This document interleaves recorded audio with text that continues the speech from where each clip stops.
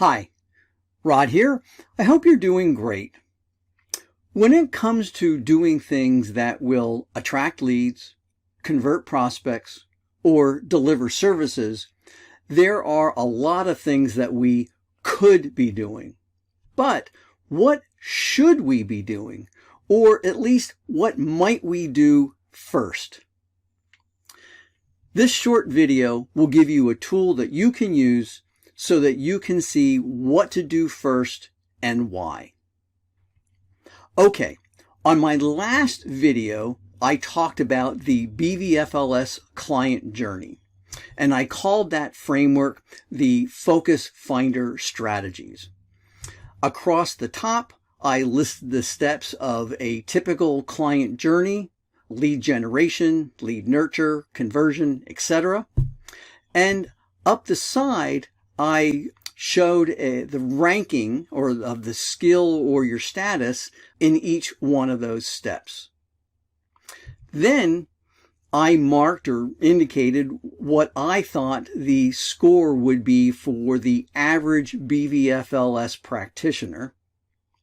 And I said, last, if you want to improve your client's journey, you should start with the power rankings closest to the bottom, because that's where you need to improve most, and also to start with the client journey steps furthest to the left, because they will have fixing them, that will have a compounding effect on the steps farther to the right.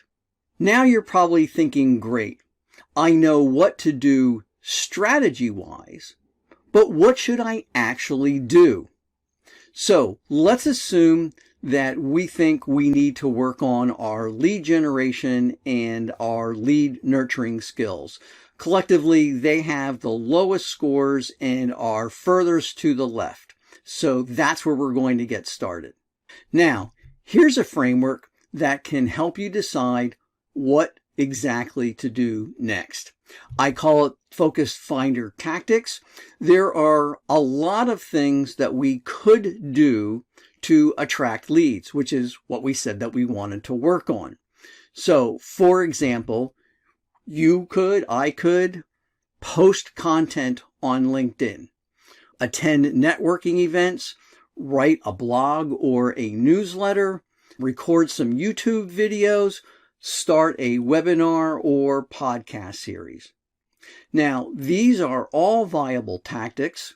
They will cover topics that are of interest to your audience, while at the same time conveying information about who you are and what you do to that audience. These are all tactics that you could do, but what should you do?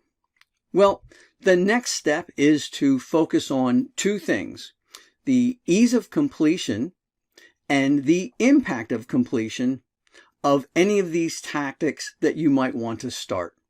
So let's start with ease of completion. For example, I love writing. It comes easy to me, but in-person networking events, not so much, not my cup of tea. You may dread writing, but think nothing of speaking to a group of people.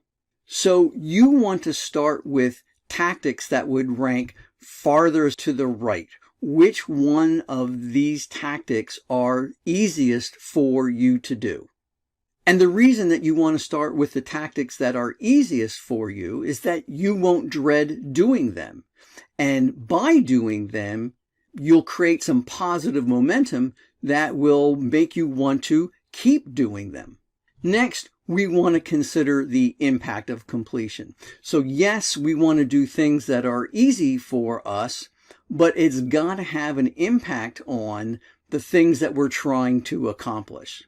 So here we want to start with the impact that is obviously closest to the top, because the more impact we have, the faster we'll see results, the more positive momentum we'll gain, and again, it will motivate you to keep doing these things.